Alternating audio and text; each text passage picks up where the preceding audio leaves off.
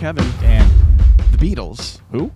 were not the first band to release outtakes and demos, but they became the standard bearer for such releases as the Beatles Anthology, a book, television miniseries, and 6 CD set released between 1995 and 2000. So later this month, Kevin, I don't know if you heard about this, the miniseries with a new chapter will be released on Disney Plus. And Well, Disney owns the Beatles now. no, Michael Jackson owns the Beatles. No, Paul McCartney now owns the Beatles, actually. But Disney owns Paul McCartney. No. Who owns it's the true. Beatles? A new edition of the book is already in stores. Anthology 4, the 4th 2-disc set of outtakes, will be released as part of a reprinting of the Anthology series. We're going to talk about all that and more here on Real Brave Live. But first, if you're interested in anything regarding how to learn Beatles songs on guitar or anything else, click below and we'll get you access to a free lesson on how to learn your favorite songs. Gentlemen, the Beatles. Who? The greatest band of all time. The greatest band of all time. We're using our member berries today. Yep. Okay. The what? Member berries. What the hell is that? Member. Oh, from the The South Park thing. from the South Park program. Yeah. Member Beatles. I feel like the Beatles are very. It's become fashionable to slam on the Beatles. You either love the Beatles or you hate the Beatles. I really like the Beatles. I love the Beatles. I'll even say. You have to love the Beatles. How could you not as a musician? But there's also this sort of like, and I always when like talks about the Beatles come up, I always wonder, were the Beatles just like inevitable? Like if it wasn't John, Paul, George, and Ringo, would it have been like Steve, John, Bill, and Heathcliff? Heathcliff. Those exact four guys. He's the cute. Heathcliff Exactly, is yeah. the cute Beatle. No, what I mean is like, what is, because they revolutionized music, they revolutionized rock and roll, they revolutionized the zeitgeist, whatever. And, but was that just going to come regardless? Was somebody just going to come up with like a riff and be like, hey, what if we did this? And then they do that. Yeah. I mean, I don't think anything the Beatles invented would not have been invented without the Beatles. I think it might have taken a lot longer. Like there were a bunch of structural things in place there. You had a very ambitious manager, Brian Epstein, like pushing them in ways that other bands weren't being pushed in that era. Brian Epstein. He changed the pronunciation to Epstein, actually. Did he really? He did, yes. This is Recently? why I would beat Mike DeProspo in a Beatles trivia contest. Because in 1963, he went from Epstein to Epstein. So Wow. not recently. Not recently, no. Little But known also, fact. they had George Martin producing them, who was a guy who did comedy records, and so had a very different approach to music because he was used to sound effects and just speeding up tapes and doing all this stuff that was not done in music. And Right.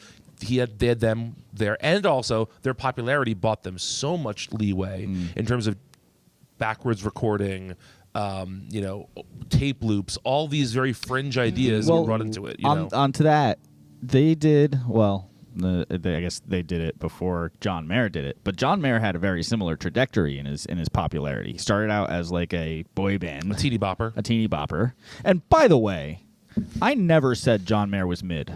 There's a thumbnail on our last episode that says John Mayer is mid and is a picture of one of us. You? I don't know. Me? I don't know. I think he's excellent. I think he's an excellent guitarist and songwriter. Well, and singer. someone did not like you. Nah, they really did not like me. I felt secondhand shame based on how badly they flamed you in that comment. Listen, guys. I don't think they were really excited about you either. Oh no, everyone hates me though. I'm used to this. I'm not used to the hate, so please be nice to me. Yeah. Anyway, so the band. So this second part here, I'm assuming we're talking about the Carnival of Light. Yeah. Tune. So notable omissions according to the Beatles Anthology. Let me just say one thing about this before getting into this. Okay. So the Anthology 4 comes out later this month. Yes. The first 3 anthologies were done chronologically. It was like the first 3 years, the second 3 years, and the third 3 years. That's how it was broken down. Because the Beatles recorded essentially from 62 to 70. So that's sort of how it was broken down.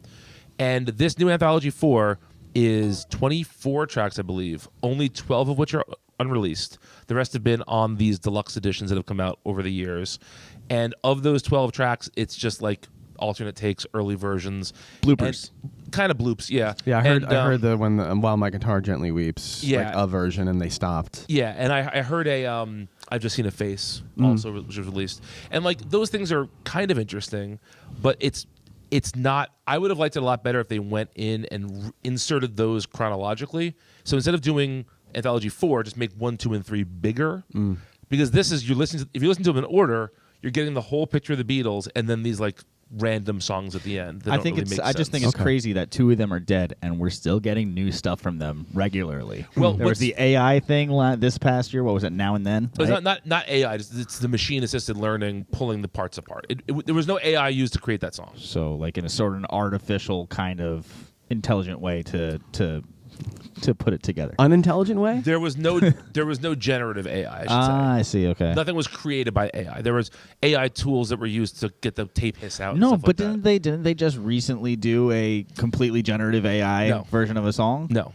Are you sure? I'm positive. Didn't we talk about it on this very We cast? talked about a mishmash, a mix-up of songs that were put together and that were supposedly in another universe. Oh. That was done and Yeah. put together as a mixtape that a guy found. Yeah, right, and he right. went to another universe. Yeah, so that Remember was that's one of my favorite It wasn't episodes. officially a release by the Beatles Corporation. No. Now not owned even close to by Disney. But it was another guy who did it. Yeah. And it was but convincing enough. Yeah, his name was Al. AI. Al. That was his name. You can call me Al. You can call me Al.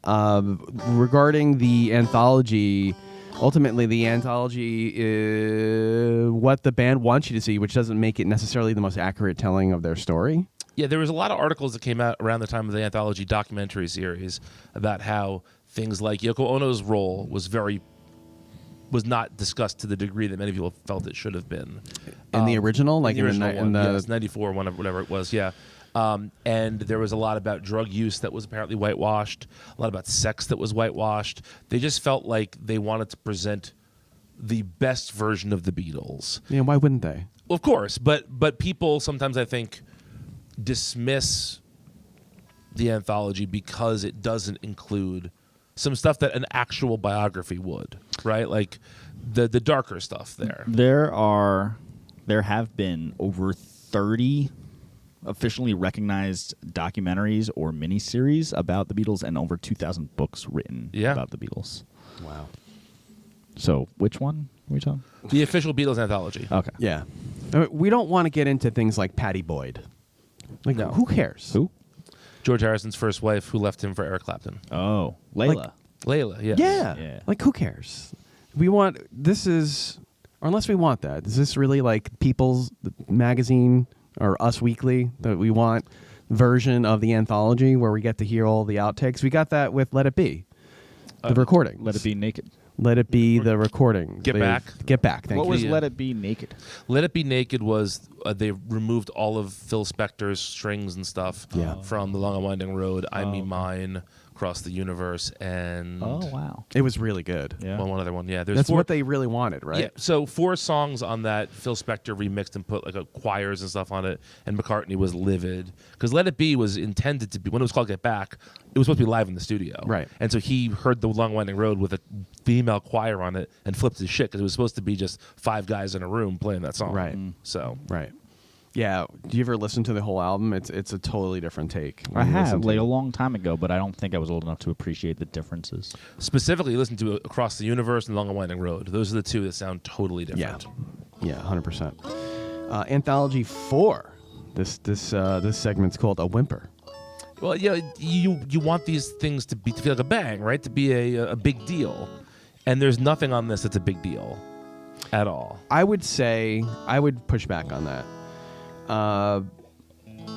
When you listen to Free as a Bird The new mix of it. versus the original mix, Mm-hmm.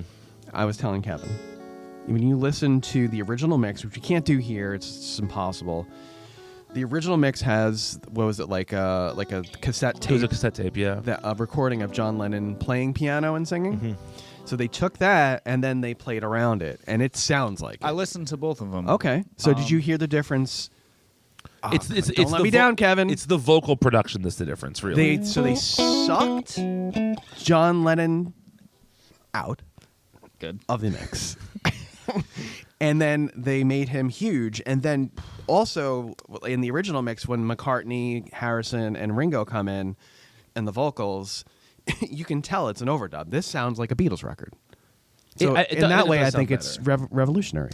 But that's a song that everybody, like, even the most ardent supporters of those 3 new songs will tell you they're not great Beatles songs. They're fine, but it's not. You're not. I don't getting, like Real Love. I like A Freeze a Bird better. I like Freeze a Bird better too, but you're not getting Because or Lucy in the Sky with Diamonds or This Boy. These like monumental great songs.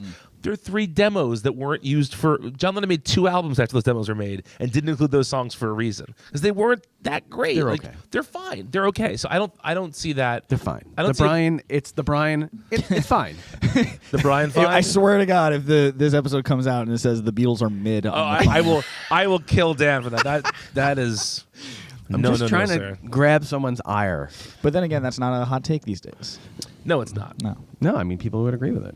What's a shame about this anthology, though, and this is mentioned in the notes a little bit, is that there's a number of songs that would be really interesting that weren't released. So one of them is called Carnival of Light. We talked about this before, I think. Yeah, I was gonna. How there was this basically like 15-minute just like freak out that was made for a psychedelic event. The Beatles recorded it, and the Harrison and Lennon estates basically said, "Fuck no, we're not going to release this. It's just avant-garde noise."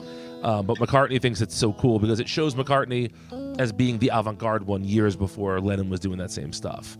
There's that. There's a supposedly 20-something minute version of Helter Skelter that's like a very slow blues. They released 3 minutes of it or so on the second or third anthology record. Yeah. There's apparently like a 20-minute Ringo drum solo out there, who wants which to hear that? I don't know if I need to hear that or not, but like it's just but like to me that's at least more interesting than a 9th version of Strawberry Fields Forever. One of my favorite songs of all time, but like it's only so many times you can hear demos where they're like, you know, it's just getting more of the same. I would like some of that weirder stuff, but I think that again, when you have 4 people voting for this, as opposed to, in 50 years when there's some historian that can go through the archives and pull stuff out, everybody has to be presented in the best If light. in 50 years they're still finding new things and reinventing it and remixing it, remastering it, then I'll be like, Yeah, if Paul Paul McCartney is still alive, it's just like, we found this track with Tupac. It's pretty good.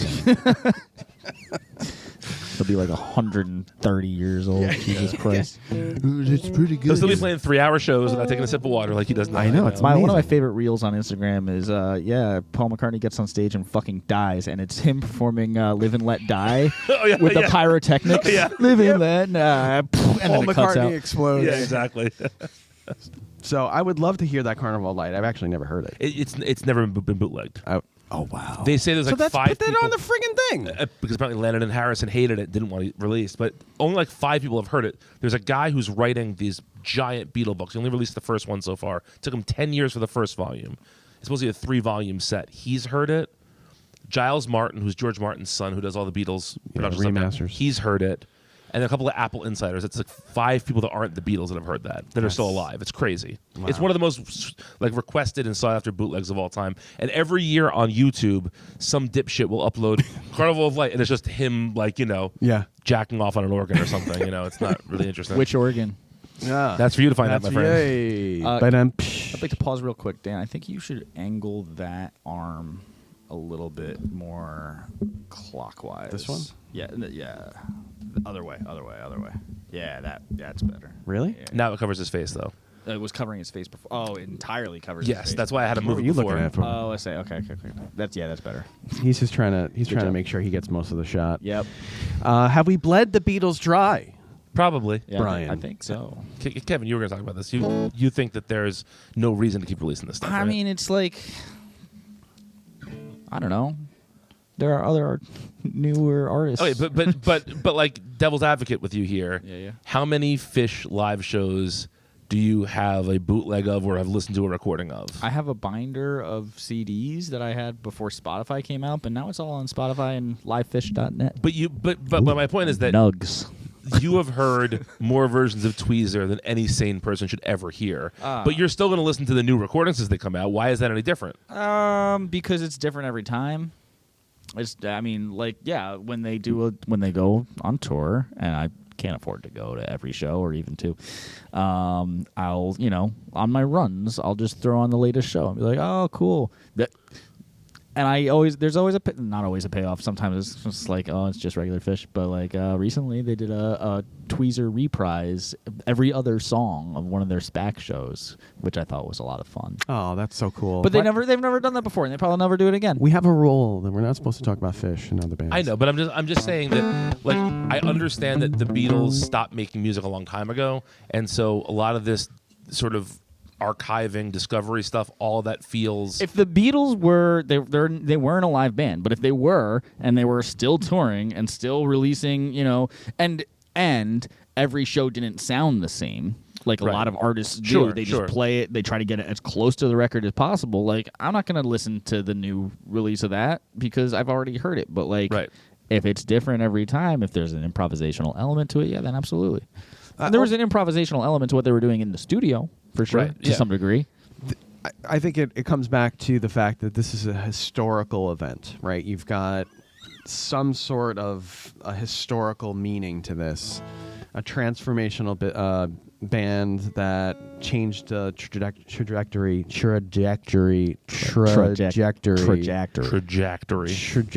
of the music industry in a lot of ways. Trajectory. They were just a band, Well, I wanted to talk about this for a second. Kevin, you have a guitar in front of you. No. What do you think about the Beatles musically keeps people caring 60 years after they were around? I mean, probably a good chunk of that is nostalgia. But there were millions of Rolling Stones fans, and while the Rolling Stones are still beloved to this day, they're not Beatles level. Like what makes the Beatles music? I think people would argue around? with that one. The Stones music does not get as much airplay or as much discussion as Beatles music. But they're does. still playing. Yeah, but that just means they're still alive. Oh, I think the consistency, the trajectory, the consistency of the Stones music versus the Beatles music. 'Cause Beatles music is very, transcendy, genre-y a lot. Yeah. But the consistency of like bands like the Stones or the Doors, or maybe not so much the Doors, but like classic rock bands like that, like helped more clearly define a generation than perhaps the Beatles did. I think the Beatles kind of went beyond that, and musically speaking, it's very good. Yeah, I always think about Kevin approves. I always think about it's not a Beatles written song, but George Harrison's guitar solo to their cover of "Till There Was You" has this like great diminished run that goes up the neck, and it's so unusual for the time, or even now. You just don't hear music put together that way. It's so intelligently put together, and these guys weren't trained musicians. I think there's just something about the Beatles music. Yeah, the part that goes up though after that. Anyway, it doesn't matter. The point is just that there's a cross section of like influence and ability and nostalgia, certainly, but also I do think that the artists that are considered more transcendent, more revolutionary, do get remembered better. I remember my uncle telling me, I played in a band with him, and he said that one day he came home from school and his mom had the radio on and Strawberry Fields Forever was playing. And his mom was born in the 1920s and was like this very, conservative woman, and she didn't understand it, but the whole world was listening, so she was trying to understand this avant-garde piece of music. That has not happened since. There hasn't been this crush of the avant-garde to the populist people since then. And I think that's part of why it's remembered so fondly, because it was this transcendent generational moment. Well, we're running out of time here. You can't argue that they made a huge dent in music history. I still think that there was another Beatles band out there, and this happened to be the band. This happened to be the four people that were put in. That's what I'm saying. They were inevitable. If it wasn't them, it'd be somebody else. I think it would have happened differently, obviously. Well, yeah, sure. But you understand what I'm saying? Like this is the problem with the music industry, and I'm a huge Beatles fan, but I'm a huge music industry fan. 4 people were given a huge opportunity to make music, and they did it 7 days a week for how long? Right. In a studio all day long. 8 days a week. Wow. 8 days a week. Wow, I missed that one. You missed that. That sucks. That was a layup, man. Dude. That sucks. But all day long, yes. Yeah, 8 days a week. Here is an example of what is going to probably ruin the music industry. You ready for it? Some AI shit. But I ain't slowing down. I was born to Is that the number one country song that was AI? This is the first number one hit to be completely AI generated.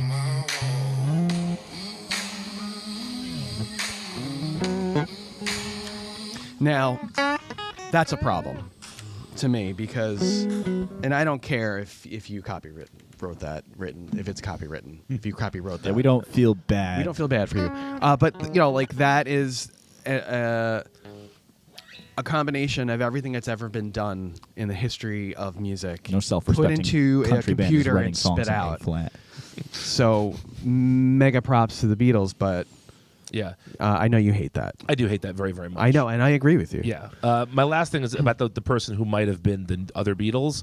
I think you look at music history, like Frank Zappa released a concept album before Sgt. Pepper and, was doing a lot of interesting recording techniques. That guy might have done some of that stuff, but he was never going to do it with the pop songwriting of the Beatles. Yeah. And so it was never going to have the same impact. Yeah, well, they knew that was their bread and butter, Like, that's what got them on Play something quick. Play your favorite Beatles riff of all time. That's my go-to as well. It's the first song I play on the guitar. pretty First much. thing I do, right? Yeah. It's incredibly chromatic and doesn't sound it. Well, But if you listen to that song, you don't think like, oh, that's a really chromatic 12-note thing. It's on your arm. it's stamped on my body. Yeah. Oh, really? Yeah. Oh, that's really cute. I did have a game, but we don't have time. You want to do a couple of the questions? I could extend my hard stop out for a game. I Oh, think. what about you, Brian? This is a game. Yeah. Yeah, a little My game. lesson's not till 3. We're good. Oh, I thought you said 2. He said 2. You I moved got my- 2. I moved my lessons for this. Because that's the kind of guy I am. Oh, you see that? He's wearing a major league, minor league baseball Minor league hat. baseball hat and a sweet, sweet mustache. My wife wants to kill me for this mustache. She hates it so much. What is the?